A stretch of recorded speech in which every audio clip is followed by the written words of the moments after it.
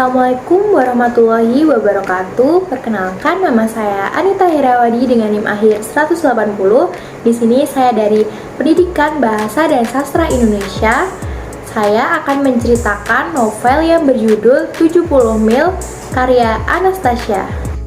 Jadi, novel 70 Mil ini secara singkat menjelaskan tentang kehidupan yang dialami oleh Javio dan Primrose. Jadi mereka berdua bertemu pada tahun 2005 di New Zealand. Mereka adalah teman sebaya, lalu mereka menjadi teman akrab dan memutuskan untuk merencanakan pernikahan. Tetapi di pertengahan rencana pernikahan mereka, Primrose memutuskan secara sepihak. Itu membuat Javio sangat terpukul. Nah, dari cerita itu adalah masalah utama dari novel tersebut dan menyebabkan masa depan Lily, Javio, dan Primrose menjadi sangat kacau. Lalu munculnya Jeffrey, yaitu suami dari Primrose, itu menambahkan masalah yang bertubi-tubi. Jadi kutipan yang menarik menurut saya di novel 70 Mil ini adalah sometimes it's not right person, wrong time, sometimes it just not meant to be. Yang berarti terkadang bukan tentang orang yang tepat di waktu yang salah, tetapi terkadang memang belum takdirnya. Nah, ini termasuk sangat relate di kehidupan Prim dan Javio dalam novel ini. Selain kutipan yang menurut saya menarik di sebelumnya, saya juga memilih bab yang menarik menurut saya dalam novel 70 Mil ini yang berisi saya adalah bab terakhir dalam hidupnya. Namun, kamulah seluruh ceritanya. Kita berdua, bahkan seluruh semesta pun tahu bahwa saya adalah tempat ia singgah, namun kamulah tempat ia berpulang. Selamat ulang tahun, Bung. Saya yang mendoakan kamu hari ini mewakili dirinya yang telah kembali di sisimu. Jadi, pada bagian bab terakhir ini, Jeffrey Atmaja menuliskan surat untuk Javio yang mengutarakan isi hatinya. Sebanyak apapun ia memberikan effort kepada Primrose, tetapi hatinya akan tetap kembali kepada Javio.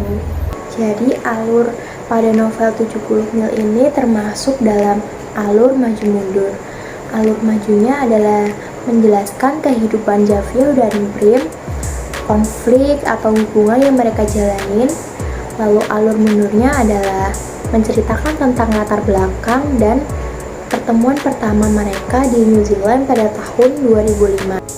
Lalu ada beberapa tokoh pada novel 70 Mil ini. Yang pertama adalah Primrose Kahakanafari yang berwatak kurang dewasa, mengambil keputusan secara tergesa-gesa, dan selalu mengandalkan apapun itu kepada Javio. Yang kedua adalah Javio Agatha Dharma yang berwatak dewasa, penyayang, periang, tetapi kurang bijak dalam mengambil keputusan. Yang ketiga adalah Daksa, pacar dari kakak Lily. Dan yang keempat adalah Lily, kakak dari Primrose.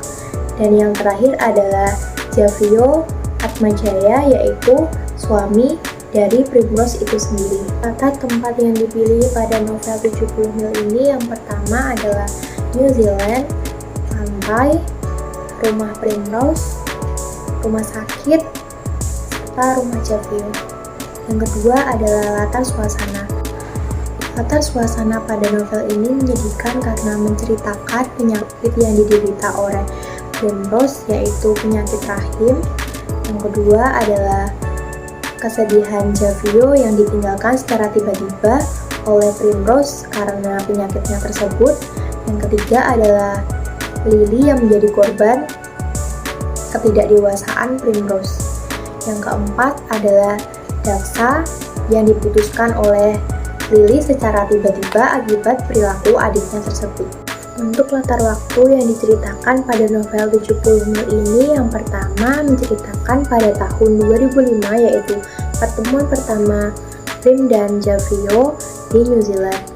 Yang kedua diceritakan pada tahun 2015 saat mereka sedang duduk di bangku SMP. Lalu pada tahun 2018 diceritakan saat mereka sedang duduk di bangku SMA. Dan yang waktu masa kini diceritakan saat mereka menghadapi konflik dalam kehidupan mereka. Novel 70 Mil ini menggunakan sudut pandang orang pertama, yaitu memungkinkan pembaca untuk merasakan perasaan dari tokoh utamanya itu sendiri, yaitu Primrose. Di novel tersebut diceritakan berbagai pengalaman hidup Primrose, mulai dari sakitnya, terus gagal nikah dengan Javio. Jadi pesan moral yang terdapat dalam novel 70 Mil ini adalah jangan mencintai seseorang yang belum selesai dengan masa lalunya. Karena sejauh apapun kita melangkah, orang lama tetap pemenangnya. Kalau memang belum selesai, jangan libatkan orang lain dalam proses penyembuhannya.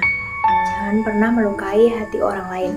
Sekian dari saya, kurang lebihnya mohon maaf. Wassalamualaikum warahmatullahi wabarakatuh.